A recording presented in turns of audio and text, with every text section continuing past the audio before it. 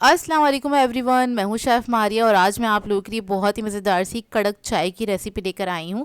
वो भी मेरे स्टाइल में बहुत सिंपल सी रेसिपी है, तो इसको लास्ट तक ज़रूर देखिएगा। तो चाय तो खैर सभी को आती होगी बनानी, लेकिन सबका अलग अलग तरीका होता है। इधर मैं आपको अपना तरीका बता देती हूँ। पतीली में मैंने 1 कप के बराबर पानी ऐड कर दिया है और 1 कप ही मैंने दूध ऐड किया है। यहाँ पर मैं टेट्रा पैक का दूध का इस्तेमाल कर रही हूँ। आप लोगों ने जो भी दूध लेना है वो थोड़ा थिक होना चाहिए, फुल क्रीम होना चाहिए, ताकि आपकी चाय बहुत अच्छी जायकेदार बन के तैयार हो। बाहर जो होटलों पे मिलती है चाय, उनका जो दूध होता है वो मुस्तकिल पक रहा होता है, तो वो थिक हो जाता है, इसलिए उनकी चाय बहुत जायकेदार बनती है।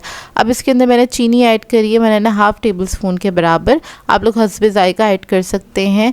चाय पत्ती ऐड करेंगे इसके अंदर 1 टेबल स्पून भर के। 2 अदद इलायची ऐड कर देंगे।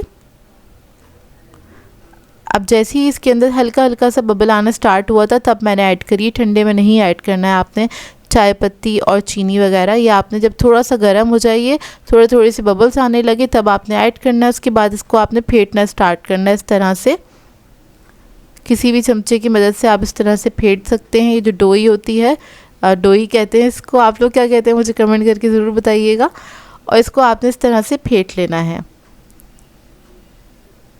1 से 1.5 मिनट लगता है इसको पकने में, ज़्यादा टाइम नहीं लगता। चाय को बहुत ज़्यादा नहीं पकाते हैं, पत्ती का जो जायका होता है वो उसमें ख़राब होना स्टार्ट हो जाता है। तो बस 1 से 1.5 मिनट आपने पकाना है। अच्छा सा कलर आ जाए, फ्लेम ऑफ करें और फ़ौरन से सर्व कर दें। बहुत ही बेहतरीन ये चाय बन के तैयार होती है।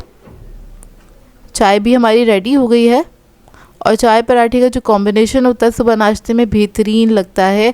आप लोगों को पसंद है या नहीं मुझे कमेंट करके ज़रूर बताइएगा। बहुत ही सिंपल सी रेसिपी है, ट्राई ज़रूर कीजिएगा और अपना फीडबैक भी ज़रूर दीजिएगा। तो मिलते हैं नेक्स्ट वीडियो में। अल्लाह हाफ़िज़।